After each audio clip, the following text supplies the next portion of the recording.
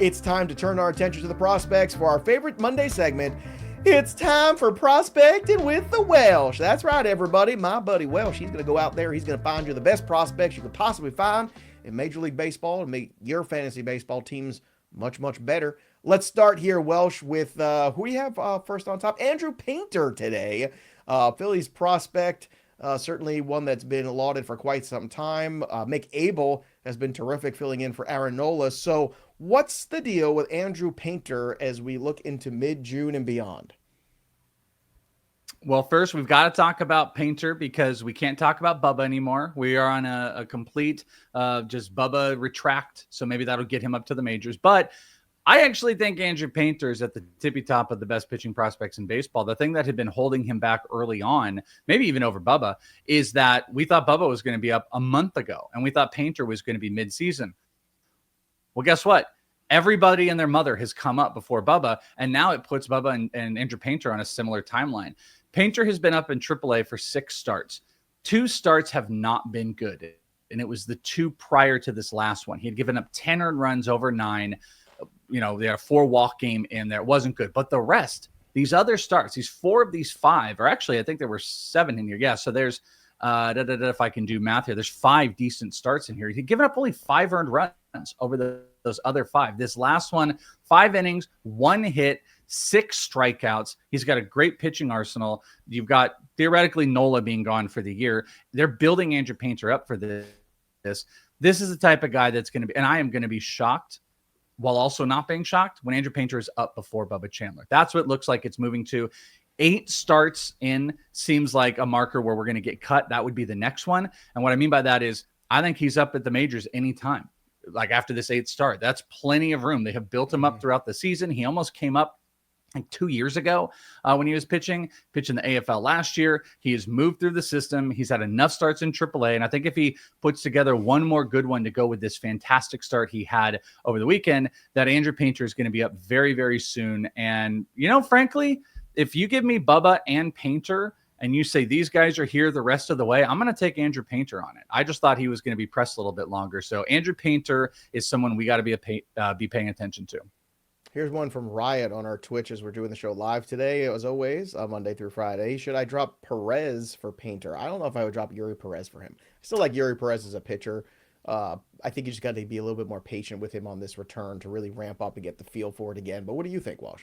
Yeah, I don't think I would do that. I mean, we're speculating here. We're prospecting here. We're just hoping that we're going to mine some gold. We don't know for sure that he's coming up. We know Eury is there. We know Eury is still kind of getting back from that injury. I'm not ready to give up on him. If Painter were called up tomorrow, unless they told me there was like a guarantee he's going to start the rest of the season, I'm probably under no circumstance am I trying to get rid of Eury. My aggressiveness with Andrew Painter will be dependent on, when he's up, what they say around it. But he's on the level of Bubba Chandler, and they're now just so close. And when the call-ups are going to happen, that I think you can talk about them in the same breath. The Rays had a great weekend in New York. Joe Boyle is the prospect we're going to talk about next for Tampa. So interestingly, Boyle, by the way, doesn't even have prospect eligibility anymore. But I want to talk about him because he kind of still lives in this world. Because Ian Seymour was thrown into that relief role, and Boyle has been pretty dang good in AAA so far this year. We've even seen, and he had a little bit of a major league stint. We saw some great stuff plus numbers when he was up. I mean, his slider was like 120 plus, high stuff plus numbers. Location is a problem. He could go the way of an Ian Seymour in relief, but because they made that commitment to Seymour being a relief pitcher, I actually think Joe Boyle is going to get another opportunity. And he's put off some, just like I said, some fantastic stuff numbers, some big plus numbers, big fastball at 98. He's got that slider at 90. He's a 3-pitch pitcher with phenomenal stuff. And I'm going to probably want to stream him. And I think we're getting into the range where there's not much more use for him to be in the minors. So I think Joe Boyle we might be seeing here pretty soon. All right, let's shift gears to Brice Matthews of the Houston Astros.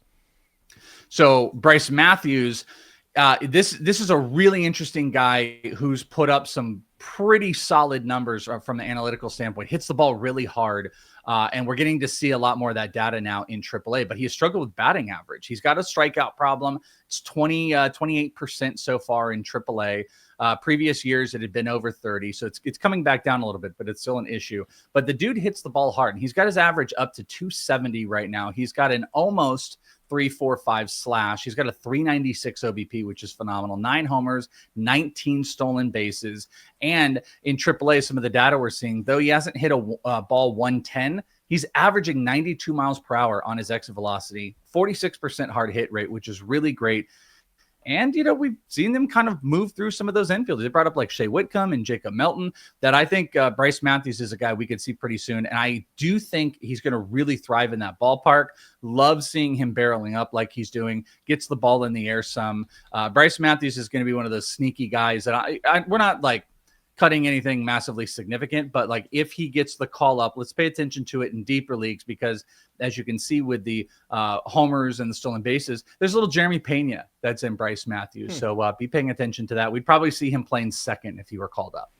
Would Matthews also potentially be part of a deal if they're trying to acquire another bat too? Just throwing that out there. I mean, if you're looking to bring in a Luis Robert, is a guy like Matthews maybe potentially part of that deal?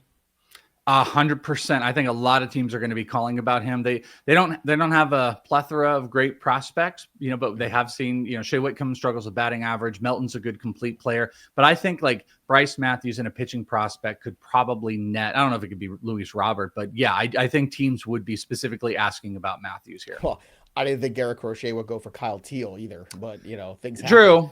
So let's remind ourselves that. I just look at that Houston Astros lineup, Welsh, and I just keep thinking to myself, if Alvarez doesn't come back for a while still, they need somebody else in that lineup to help out. Look, and Myers out there is a good defender, but, I think what kind of hitter he is at this point, which is some batting average and not a lot of pop. All right, one more guy, Dylan Beavers of the Baltimore Orioles. Let's talk about him.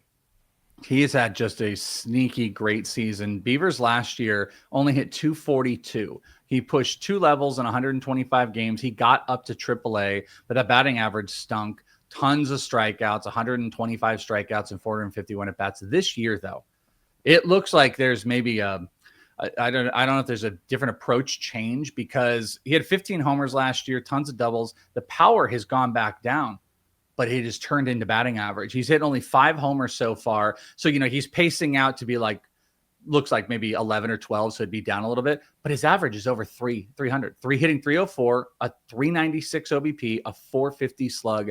He's stealing bases at a high clip. He's walking more. His strikeouts are down right now. I mean, he looks like he has a complete approach change. The problem with this team, obviously, is like, all of the young guys but they're going to sell off. Like, we know that they're going to sell off some of these pieces. Cedric Mullins is probably going to go. Who knows what else they're going to move. Dylan Beavers is a guy in AAA that is going to get some opportunity. And unlike a lot of these other guys that are these big power mashing Heston Kjerstad and Kobe Mayo, this is a guy that looks like he has transformed his game into getting on base at an almost 400 clip, hitting for higher batting average and stealing some bases. Dylan Beavers is massively, massively interesting, and he is in AAA, and we should probably see him at some point this year, and I'd probably chase it for OBP and stolen bases. Speaking of chasing, real quick, because I know some people are asking in the chat, Chase Burns, when do you think we might see him for the Reds, especially now that the Reds seem to be picking up pace recently? Yeah, I think we talked about him last week on the show. I brought him up. And I don't know if that calculation's changed after you see the Reds starting to push a little bit this weekend, starting to play better baseball. Yeah, I mean, I would think that the timeline for that really activates post All-Star game. Could be wrong. They have him on the Rhett Lauder program, and Lauder got some work in that, first year after being drafted. I think you want 5 starts in AAA to look really good. So what is he at 1 or 2 right now? So I think post All-Star game would make a lot of sense for the second half of the season. They just got to determine, are they going to minimize innings? But you're right, they're competitive. And he looks like one of the best pitchers in their organization, not the minor leagues, the entire organization. Mm-hmm. He is coming up this year. We will see him. I just don't know the level of impact. But as we get closer to July, I might start speculating even more. We did the video to tell everybody, like, hey, depending how much you like to speculate, put him on the list. We get to July, he's going to be at the very tippy top of that list. Probably still with Bubba Chandler. That's Prospecting with the Welsh. Make sure you follow us here on Fantasy Pros MLB for more fantasy baseball news, and go to fantasypros.com as well to see more of Welsh's work with the prospects.